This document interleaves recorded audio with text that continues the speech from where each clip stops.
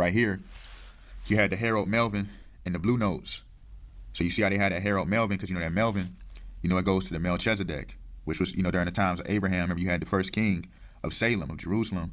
He was the king, the priest of bread and wine, which just represented Christ, who's always amongst the holy altars of the Lord, in his high priesthood. So that's what Melchizedek represents. So you see Harold Melvin in the Blue Notes, you see how they was already having by the mountains, and you see how they got the big spirit with the afro. You see what I'm saying?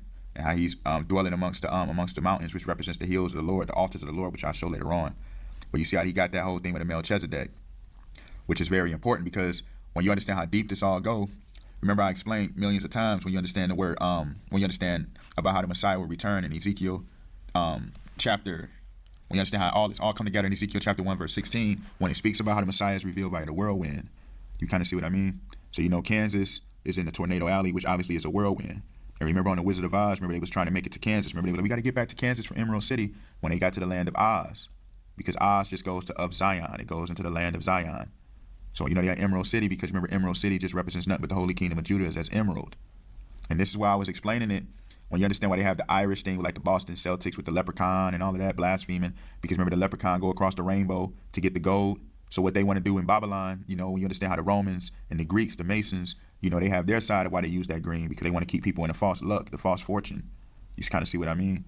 And they want everybody to be a part of that road to Dublin. That's what that movie Sinners was about, and why they was all becoming vampires when the Irish vampire was running around trying to make everybody, the Judahites become vampires, because it all goes to the whole theme, so-called blacks, the Judahites. It all goes to how they want everybody to become Greek Masons. Remember in 2 Maccabees chapter 4 verse 15 that Hebrews gave up their heritage to be like the Greeks, which goes, they want everybody on that rocky road to Dublin, because remember how I was explaining it earlier with the 5 stones, they want to have that rocky road.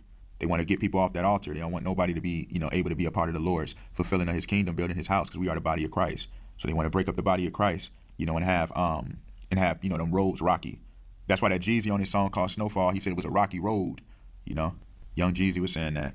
And then hint, they already know how we are the stones of God. That's why they had them rock 'em, sock 'em robots, robots, the rocks fighting each other, you know what I'm saying? And then they have the so-called blacks, the so-called Mexicans, represent Israel and Judah.